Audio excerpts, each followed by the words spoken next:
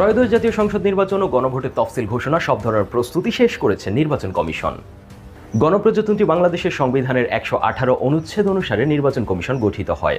নির্বাচন কমিশন সংবিধানের ১১৯ অনুচ্ছেদের প্রদত্ত দায়িত্বের অংশ এবং গণপ্রতিনিধিত্ব আদেশের ১১ নম্বর অনুচ্ছেদের ক্ষমতা বলে নির্বাচনের তফসিল ঘোষণা করে থাকে।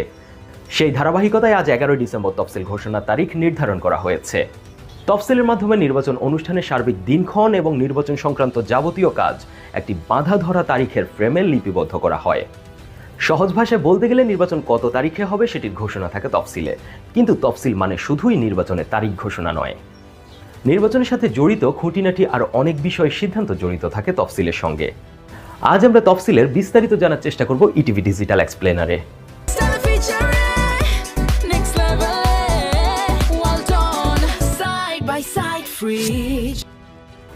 সহজভাবে বলতে গেলে তফসিল হলো নির্বাচন আয়োজনের জন্য প্রয়োজনীয় সব কাজের আইনি সময়সূচি, অর্থাৎ ভোটের তারিখ ঘোষণা ছাড়াও এটি পুরো নির্বাচনী প্রক্রিয়ার একটি বিস্তারিত কর্মপরিকল্পনা।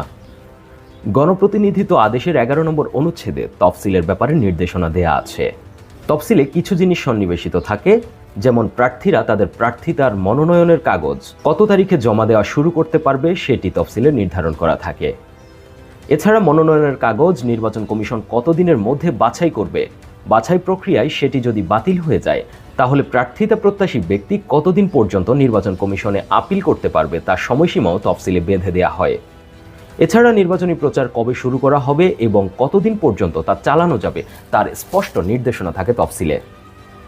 তফসিল ঘোষণার ফলে রাজনৈতিক দলগুলো যেমন জানতে পারে তাদের আনুষ্ঠানিক নির্বাচন সংক্রান্ত কার্যক্রম কবে শুরু হবে, তেমনি নির্বাচন পরিচালনা সংক্রান্ত নির্বাহী বিভাগের সকল অঙ্গ নিজেদের কর্মপরিকল্পনা সাজানো শুরু করে। তফসিল ঘোষণার পর রিটার্নিং কর্মকর্তা থেকে ভোট কেন্দ্র নিয়ন্ত্রণকারী প্রিজাইডিং কর্মকর্তা নিয়োগের কাজ শুরু হয়। তফসিল ঘোষণার সাথে সাথে দেশের নির্বাহী বিভাগ এবং আইন শৃঙ্খলা রক্ষাকারী বাহিনী নির্বাচনী দায়িত্বের অংশ হিসেবে নির্বাচন কমিশনকে সহযোগিতা করতে আইনগতভাবে বাধ্য থাকে। অতীতে তফসিলগুলো বিশ্লেষণ করে দেখা যায়, যদি পরিস্থিতির আলোকে প্রয়োজন মনে হয় তাহলে নির্বাচন কমিশন নির্বাচনের তফসিল সংশোধনের এখতিয়ার রাখে। যেমন ২০০৮ সালে নির্বাচন কমিশন ডিসেম্বরের ১৮ তারিখ নির্বাচনের তারিখ ঘোষণা করেছিল, কিন্তু রাজনৈতিক দলগুলোর দাবির ভিত্তিতে নির্বাচনের তারিখ পিছিয়ে ২৯ ডিসেম্বর করা হয়েছিল। ২০০৬ সালে একবার নির্বাচনের তফসিল ঘোষণার পর রাজনৈতিক সংকটের মুখে নির্বাচন কমিশন পদত্যাগ করেছিল। বাংলাদেশের সংবিধানের ১২৬ অনুচ্ছেদে বলা আছে, নির্বাচন কমিশনের দায়িত্ব পালনে সহায়তা করা সকল নির্বাহী কর্তৃপক্ষের কর্তব্য। তফসিল